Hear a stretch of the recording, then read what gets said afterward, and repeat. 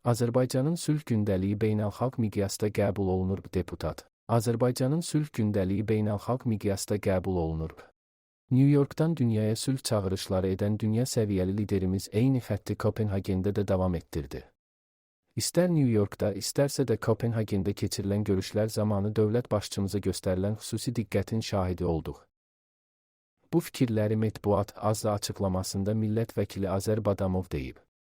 Deputat vurğulayıb ki, Kopenhagendə keçirilən görüşlər Azərbaycanın sülh gündəliyinin artıq beynəlxalq miqyasda qəbul edildiyini göstərir. Azərbaycan Prezidenti cənab İlham Əliyevin iş qrafikinə nəzər salsaq, onun olduqca aktiv və nəticə yönümlü fəaliyyət göstərdiyini görürük. Reallaşdırılan hər bir səfər, atılan hər bir addım xalqımızın maraqlarının qorunmasına, eyni zamanda bəşəri məqsədlərə xidmət edir. Dünya liderləri Azərbaycanı etibarlı tərəfdaş kimi qəbul edirlər. Hətta obrazlı şəkildə Azərbaycanı qızıla bənzədirlər. Prezidentin siyasətinin sabit qiymətləndirilməsi isə onun addımlarının proqnozlaşdırıla bilən və etibarlı olduğundan xəbər verir. Millət vəkilinin sözlərinə görə yürüdülən siyasət heç bir tərəfə zərbə vurmaq məqsədi daşımır.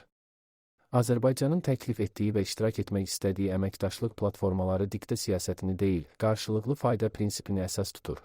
Azərbaycan artıq dünya siyasətinin aktiv oyunçusudur və bu qarşısı alınmaz reallıqdır. BMT kürsüsündən çıxış edən Prezident İlham Əliyev qeyd etdi ki, enerji resurslarımız artıq Suriyaya da ixrac olunur. Eyni zamanda bərpa və quruculuq sahəsindəki təcrübəmizi bölüşməyə hazırıq. ABŞ, Avropa və vaxtilə birgə təşkilatlarda təmsil olunduğumuz dövlətlər Azərbaycanın təcrübəsindən yararlanmaq istəyirlər.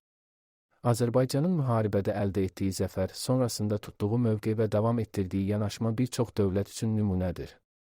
Prezident İlham Əliyevin məqsədyönlü və uzaq görən siyasəti Azərbaycanı dünyada daha güclü və nüfuzlu aktor kimi təsdiqləyir.